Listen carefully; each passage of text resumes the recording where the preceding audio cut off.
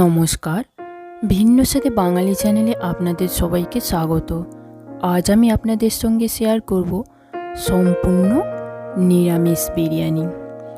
আপনারা বাড়িতে কোনো অনুষ্ঠানে বা পুজোর দিনে এটি বানিয়ে ফেলতে পারেন। তো চলুন দেখে নেওয়া যাক। এখানে আমি নিয়েছি 1 বাটি পরিমাণ বাসমতি চাল। এবার চালটাকে ভালো করে ধুয়ে জল দিয়ে 30 মিনিটের জন্য ঢাকনা দিয়ে রেখে দিতে হবে। এবারে আমরা একটা মশলার পেস্ট বানিয়ে নিব। তার জন্য এখানে নিয়ে নিচ্ছি আদা আর নিচ্ছি কাঁচা লঙ্কা।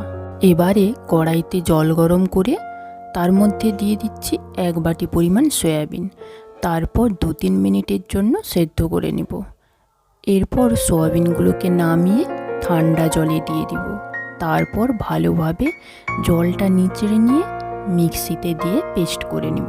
এবারে ওই পেস্টের মধ্যে একে একে দিয়ে দিব পরিমাণ মতো লবণ, 1/2 চামচ পরিমাণ জিরের গুঁড়ো, 1 চামচ পরিমাণ আদা আর কাঁচা লঙ্কার পেস্ট, 2 চামচ পরিমাণ টমেটো সস আর ধনেপাতা কুচি। এবারে এতে 2 চামচ পরিমাণ বেসন দিয়ে ভালোভাবে মিশিয়ে নেব।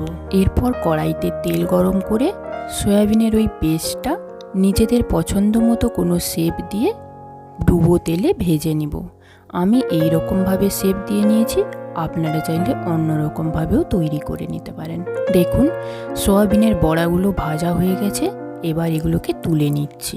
আপনারা সবাই জানেন বিরিয়ানিতে পেঁয়াজের বেরেস্তা দিতে হয়, কিন্তু যেহেতু এখানে নিরামিষ তাই বাঁধাকপিকে আমরা এইভাবে কেটে নিয়েছি। তার উপরে বেসন ছড়িয়ে দিব। তারপর এগুলোকে ডুবো তেলে এইভাবে লাল লাল করে ভেজে নিব। একদম সম্পূর্ণ নতুন পদ্ধতি। এবারে সেই তেলেই আগে থেকে নুন হলুদ মাখিয়ে রাখা কয়েক পিস আলুও ভেজে নিব। তারপর আবারও কড়াইতে জল গরম করে তার মধ্যে দিয়ে দিচ্ছি পরিমাণ মতো লবণ, 1 চামচ পরিমাণ সাদা তেল, আর দিয়ে দিচ্ছি লেবুর রস, আর দিচ্ছি কয়েকটা গোটা গরম মশলা, এলাচ, লবঙ্গ, দারচিনি, স্টার এনিস এইগুলো। তারপর জলটা ফুটে উঠলেই আগে থেকে ভিজিয়ে রাখা চালটা জলের মধ্যে দিয়ে দিব। চালটাকে আমরা 80% কুক করব। দেখুন আমার চালটা সিদ্ধ হয়ে গেছে। আমি এবার এটাকে ছেঁকে নিচ্ছি। এবারে একটা বাটিতে 1/2 চামচ পরিমাণ জিরের গুঁড়ো, 1/2 চামচ পরিমাণ ধনের গুঁড়ো, 1/2 চামচ পরিমাণ কাশ্মীরি লঙ্কার গুঁড়ো, 1 চামচ পরিমাণ বিরিয়ানি মশলা আর পরিমাণ মতো হলুদ দেব। তারপর একটু জল দিয়ে ভালো করে মিক্স করে নেব। এবারে সেই তেলের মধ্যেই দিয়ে দিচ্ছি একটা দারচিনি, কয়েক টুকরো এলাচ আর দিচ্ছি কয়েকটা লবঙ্গ। তারপর তাতে দিয়ে দিচ্ছি আদা আর কাঁচা লঙ্কার পেস্টটা। তারপর এটাকে ভালোভাবে ভেজে নেব। এটা ভাজা ভাজা হয়ে গেছে। এবার এতে দিয়ে দিচ্ছি ওই মশলার মিশ্রণটা। তারপর আবারও ভালোভাবে নেড়ে নেব, মশলাটাকে ভালোভাবে কষিয়ে নেব। এবারে এর মধ্যে দিয়ে দিচ্ছি ফ্যাটানো টক দই, 4 টেবিল চামচ পরিমাণ। টক দইটা অবশ্যই ভালোভাবে ফেটিয়ে নিতে হবে এবং এই সময় গ্যাসের ফ্লেমটা একদম লোতে রাখতে হবে। তারপর আবারও ভালোভাবে মিশিয়ে নিয়েছি। এবারে এতে দিয়ে দিচ্ছি পরিমাণ মতো লবণ আর দিয়ে দিচ্ছি 1 চামচ পরিমাণ চিনি, যেহেতু টক দই দিয়েছি। মশলাটা ভালো করে ভাজা হয়ে গেছে, এটা থেকে তেল ছেড়ে দিয়েছে।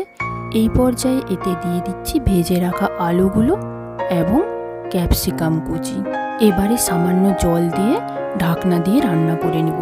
জলটা মাখা মাখা হয়ে আসলে এর মধ্যে দিয়ে দিচ্ছি ভেজে রাখা বড়াগুলো। তারপর আবারও 2-3 মিনিট রান্না করে নেব। দেখুন এই পর্যায়ে আমরা এটাকে নামিয়ে নিচ্ছি। এবারে একটা কড়াই নিয়ে প্রথমে 1 চামচ পরিমাণ ঘি ভালোভাবে ব্রাশ করে নিতে হবে। তারপর ফার্স্ট লেয়ারটা দেওয়ার জন্য প্রথমে এখানে দিয়ে দিতে হবে গ্রেভিটা। তারপর দিয়ে দিব অর্ধেকটা পরিমাণ রাইস, আর দিয়ে দিব 1 চামচ পরিমাণ বিরিয়ানি মশলা আর বেরেস্তার মতো করে ভেজে রাখা বাঁধাকপি, আর দিব ধনেপাতা কুচি। তারপর আবারও দিয়ে দিব গ্রেভি ভাতের উপরে যতটা পরিমাণ আছে এবং বাদ বাকি রাইসটাও দিয়ে দিব। তারপর আবারও দিয়ে দিব বিরিয়ানি মশলা আর দিয়ে দিব 1/2 চামচ পরিমাণ গোলাপ জল আর 1/2 চামচ পরিমাণ কেওড়া জল। এরপর আবারও ওই বেরেস্তার মতো ভেজে রাখা বাঁধাকপি ছড়িয়ে দিব। ধনেপাতা কুচি দিয়ে দিব, হাফ চামচ পরিমাণ ঘি দিয়ে দিব। আমরা এই বিরিয়ানি মশলাটা বাড়িতে তৈরি করেছি, আপনারা চাইলে বাজার থেকে কিনেও দিতে পারেন। এবারে 5 মিনিট আগে থেকে প্রিহিট করে রাখা একটা তাওয়ার উপরে কড়াইটা বসিয়ে দিব। তারপর ঢাকনা দিয়ে 20 মিনিট অপেক্ষা করব। নামিয়ে নিয়ে আরও 10 মিনিট অপেক্ষা করব। 10 মিনিট পর ঢাকনা খুলে নিলেই তৈরি হয়ে গেল নিরামিষ বিরিয়ানি। দেখুন এটা কতটা ঝরঝরে হয়েছে। আর এটা আপনারা যে কোনো অনুষ্ঠানের দিনে বাড়িতে অবশ্যই একবার ট্রাই করতে পারেন। একদম সাধারণ উপকরণ দিয়েই তৈরি।